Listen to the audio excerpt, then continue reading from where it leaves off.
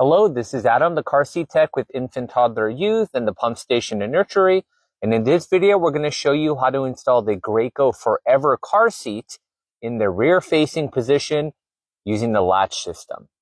Remember, before you attempt your installation, always read your car seat manual and vehicle manual so you know exactly how the car seat works in your specific vehicle. One installation is not the same in every car.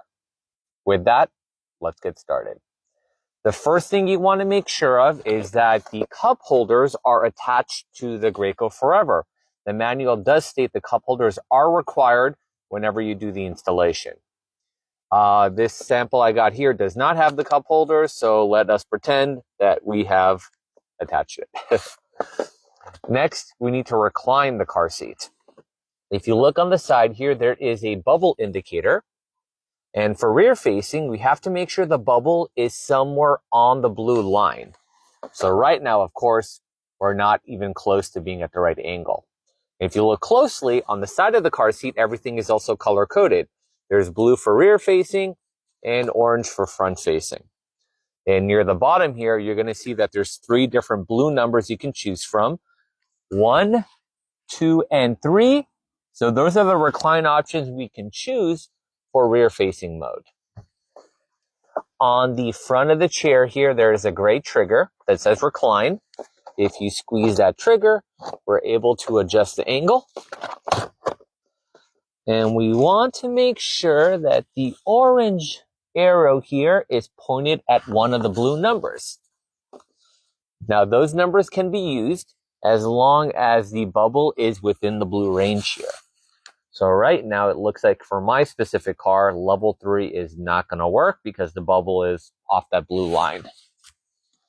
So I'm going to go ahead and recline it down to level 2. And it looks like that is going to work. And if we go down to level 1,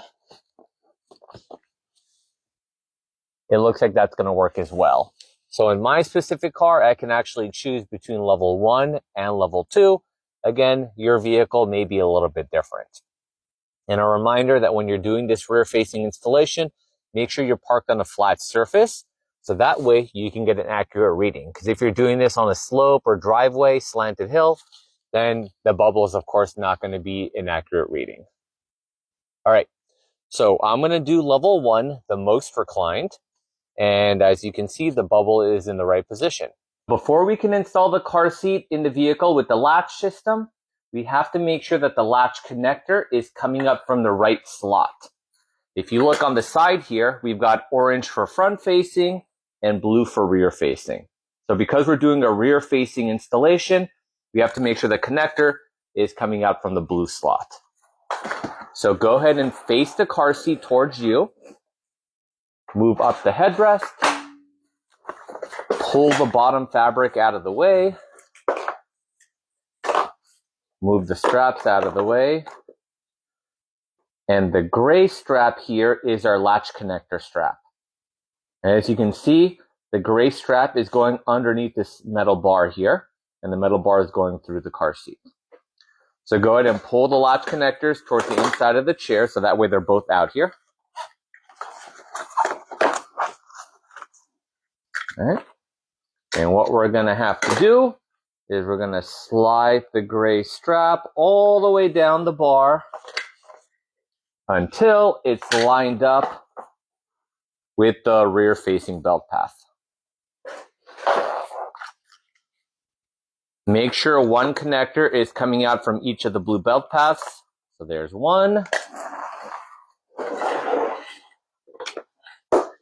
And there is 2. And of course, make sure nothing is twisted or tangled. All right, so now that we have our latch connectors coming out from the rear-facing belt path, one on each side, the next thing we have to do is loosen up the strap. So over here on the right side, you're going to see that this connector actually has a gray button and a tightening strap. If you pull on the tightening strap, it's going to tighten. But what we need to do before we attach the latch system is loosen it all the way, so that way we have plenty of room to work with. So there's 2 things you're going to do. Number 1, you need to hold and push down the gray button. And number two is you're going to pull the bottom strap away from the button. And as we separate them, the strap is going to continue to get loose, and you just want to get it as loose as possible. So now we have plenty of room to connect this properly to the vehicle. All right. Now, we need to find the latches in our car. In my car, there are these gray buttons that have a picture of a car seat. And right below the gray button, there's an opening in the fabric. And inside the opening is my metal latch bar. If you cannot find the latches in your vehicle, make sure you check your vehicle manual. They'll show you exactly where they are in the car. But most cars will have some sort of car seat indicator to let you know where the latches are, like my gray buttons here. All right. So we're going to grab our latch connector. We loosened it earlier, so we have plenty of room to work with. We need to make sure that the strap is not twisted or tangled and that the connector is right side up, so it should look like a whale or staple head. I'm going to line it up with the metal latch bar in my seat cushion and just push it on. You're going to hear a clicking sound to let you know that it's attached. I'm going to do the same thing for the other side. Make sure nothing is twisted or tangled. I'm going to line it up and then click. All right. So on this side, this is where the loosening and tightening strap is. So anytime you're securing your car seat to the vehicle, you want to be on the opposite side of it. So since the loosening and tightening strap is on the right side of the car seat, I'm going to be on the left side. This is going to ensure that when I'm tightening it, I get the best angle and leverage. All right. So when you pull on this tightening strap, it is going to tighten up the latch strap. And what a lot of families will do is they'll pull the strap away from the car seat.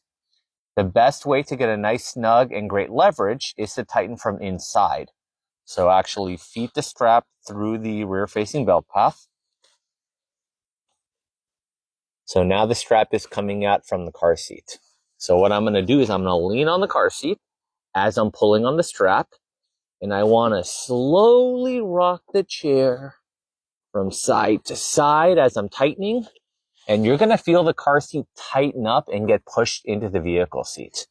So we're slowly wedging the car seat into the vehicle seat and getting it nice and snug. The way to know this is tight enough is with one hand, you're going to grab the car seat from either side.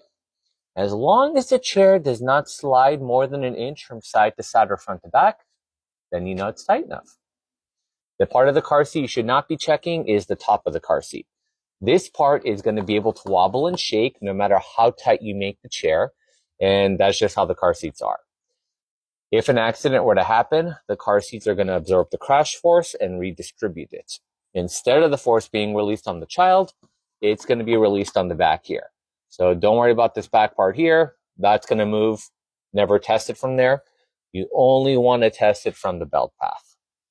So now that the car seat is nice and snug, the last thing we're going to double check is the leveling device. Remember, the bubble has to stay within the blue line. Let's check it out. All right, so right on the side here, the bubble is within the blue range completely, so we know the angle is correct. So it's very important to check your car seat once a month because car seat installations are not permanent. They can loosen up over time. So once a month, you're going to grab the car seat from either side near the cup holder, and you're going to do that inch test. If the car seat does end up sliding more than an inch, then you're going to retighten it whenever that happens. Thanks for watching the video. Don't forget to follow, like, and subscribe to support the channel. We'll see you next time.